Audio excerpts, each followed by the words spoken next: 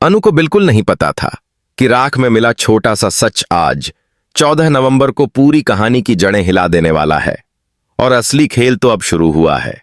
अनु के दिमाग में अभी तक वही राख घूम रही थी, वो राख जो पानी में तैर ही नहीं रही थी बल्कि सरक रही थी, जैसे कपड़ा नहीं कुछ और ही जला हो, कुछ ऐसा जो वहां नहीं होना चाहिए था।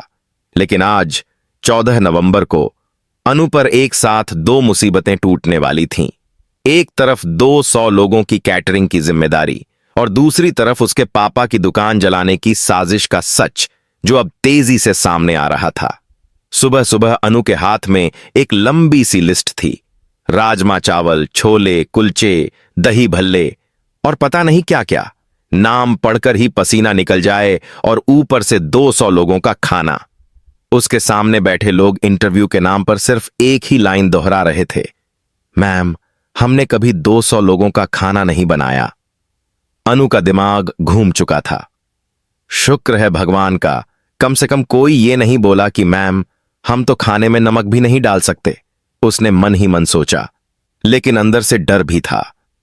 वो ये काम संभाल पाएगी या नहीं, क्योंकि ये सिर्फ कैटरिंग नहीं थी, ये वही इवेंट था जिसमें उसकी इज्जत, उसकी मेहनत, उसका भरोसा सब दांव पर लगा था। और उसके पापा की दुकान का सच भी इसी के आसपास घूम रहा था। उधर पुष्पा जी पहले ही हड़बड़ाकर मंदिर के सामने हाथ जोड़कर खड़ी थीं। हे भगवान, कोई तो भेज दो जो हमारी लुटती नैया बचा ले। और हां, काम चलाऊ वाला नहीं, थोड़ा ढंग का बंदा भेजना। जैसे ही उन्होंने ये कहा, दरवाजे पर एक ठक ठक हुई, इतनी जोरदार कि पुष्पा जी ने खुद ही पूछा, ये भगवान ने भूकंप भेजा है क्या? अनु ने दरवाजा खोला और सामने जो था उसे देखकर उसकी धड़कन रुक गई। आर्य? हां, वही आर्य, वही जिसे देखकर अनु की आंखें फैल गईं और दिमाग में सिर्फ एक सवाल दौड़ा, ये यहां क्या कर रहे हैं? आर्य ऐसे किचन में दाखिल हुआ जैसे ये सब उसी की प्रॉपर्टी हो। इधर उधर नजर दौड़ाई, बर्तन उठाए, लिस्ट देखी, फिर अनु की तरफ देखा। 200 लोग हैं, ठीक है, मैं बड़े बैच का काम संभाल लूंगा, तुम बस कोऑर्डिनेट करना। अनु के मुंह से बस एक आधा टूटा हुआ वाक्य निकला, आप खाना बनाएंगे? आर्य ने उसे ऐसे देखा जैसे वो पूछ रही हो, आप सांस लेते हो? ऑफ कोर्स, उसने जवाब दिया। और पुष्पा जी गुनगुनाई, भगवान जी ने तो एक्सप्रेस डिलीवरी में भेज दिया। लेकिन जहां अनु के घर में राहत का माहौल बनने लगा था, वहीं दूसरी तरफ खेल और गहरा होता जा रहा था। इवेंट मैनेजर के ऑफिस में मीरा पहुंच चुकी थी। शहद जैसी मुस्कान, लेकिन नीयत में पूरे जंगल की आग। आपने कॉन्ट्रैक्ट किसी अच्छे इंसान को दिया होगा, है ना? उसने मीठे जहर की तरह पूछा।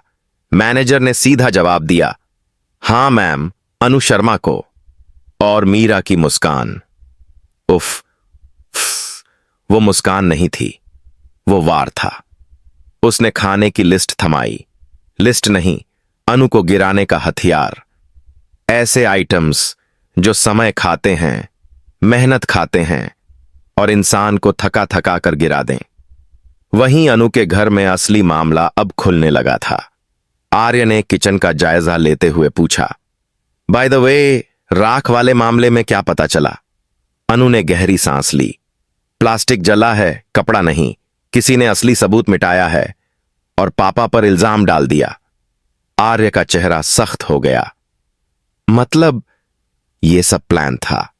और सबसे बड़ी बात, रघु अकेला नहीं था, कोई उससे बड़े दिमाग वाला उसे चला रहा था। लेकिन कौन? मीरा या कोई और जो अभी तक पर्दे के पीछे है? क्या असली मास्टरमाइंड अब सामने आने वाला है या कहानी अभी और खतरनाक मोड़ लेगी? जैसे ही अनु ने आर्य को देखा, उसके दिल में एक अजीब सा डर और राहत का मिश्रण उमड़ने लगा। डर इस बात का कि क्या आर्य सच में मदद करेगा या फिर उसकी मौजूदगी किसी नई मुसीबत की शुरुआत है, और राहत इसलिए कि आखिरकार कोई ऐसा है जो उसे इस भारी जिम्मेदारी से निकाल सकता है। आर्य ने बिना किसी झिझक के रसोई में कदम रखा और हर जगह की स्थिति का जायजा लेने लगा। उसने बर्तनों की जांच की, आटे की थालियां उठाईं और ओवन की गर्मी चेक की। अनु बस खड़ी होकर देख रही थी कि कैसे कोई इतना सहज तरीके से 200 लोगों के खाने की जिम्मेदारी संभाल सकता है। इधर मीरा ने अपने योजना के अगले हिस्से को अंजाम देना शुरू कर दिया।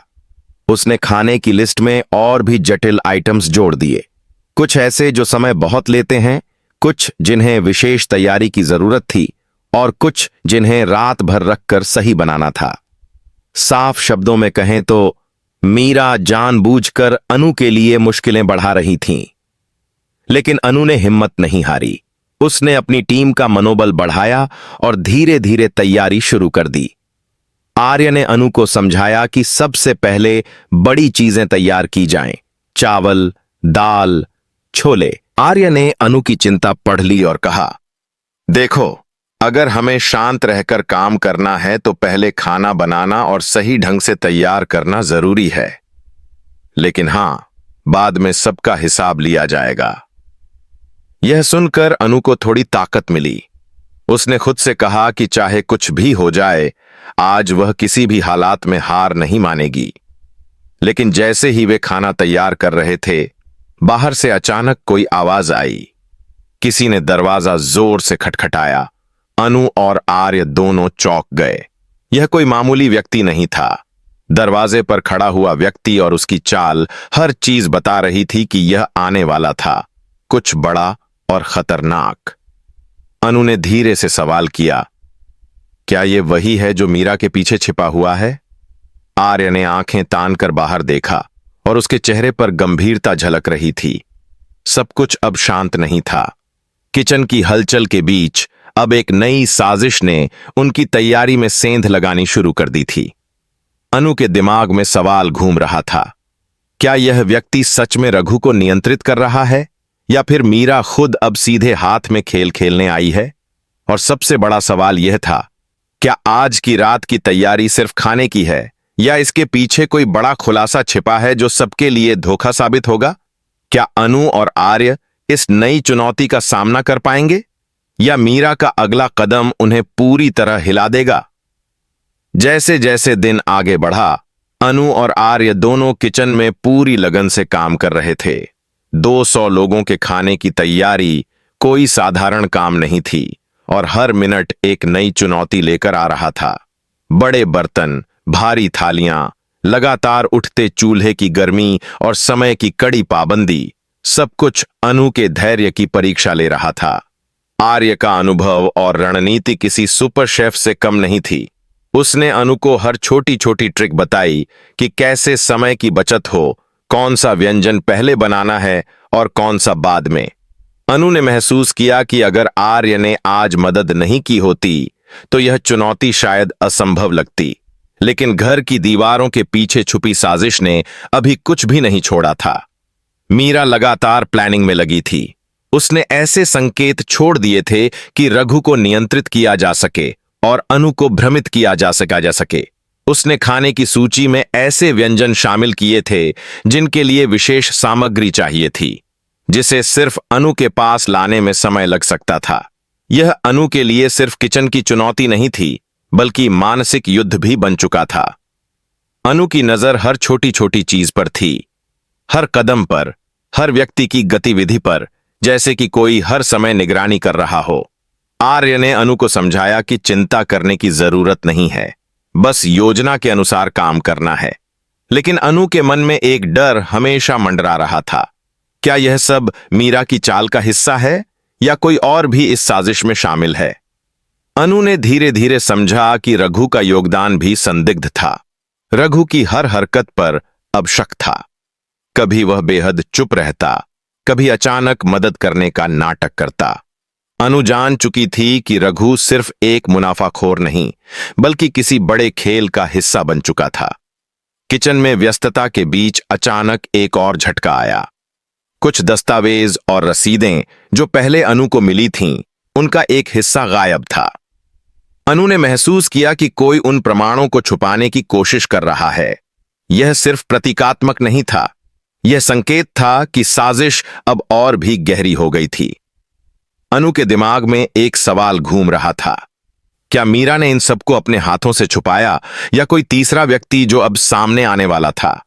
तैयारी की घड़ी तेज हो रही थी और अनु का दबाव बढ़ता जा रहा था। आर्य हर कदम पर उसके साथ था, उसे मानसिक ताकत दे रहा था, लेकिन अनु जान चुकी थी कि असली लड़ाई अब शुरू होने वाली थी। बाहर से आती हर हल्की आवाज उसे सचेत कर रही थी कि कोई कदम दर कदम उनके खिलाफ योजना बना रहा है। यह सिर्फ खाना बनाने की चुनौती नहीं थी, यह अब एक खुली जंग बन चुकी थी, एक जंग जिसमें सिर्फ जीतने वाला ही बचेगा। अनु ने खुद से कहा कि चाहे कुछ भी हो जाए, उसकी मेहनत और हिम्मत ही उसकी ताकत बनेगी। लेकिन तभी अचानक किचन के पीछे एक हल्की सी खड़खड़ाहट हुई, जो उसे और आर्य दोनों को चौंका गई। यह कोई साधारण आवाज नहीं थी, कहीं कोई छुपा हुआ खलनायक उनकी तैयारी को बिगाड़ने की कोशिश कर रहा था। लेकिन सवाल यह है, क्या यह छुपा हुआ खलनायक मीरा है, या कोई और जो पूरी साजिश के मास्टरमाइंड के रूप में अब सामने आने वाला है?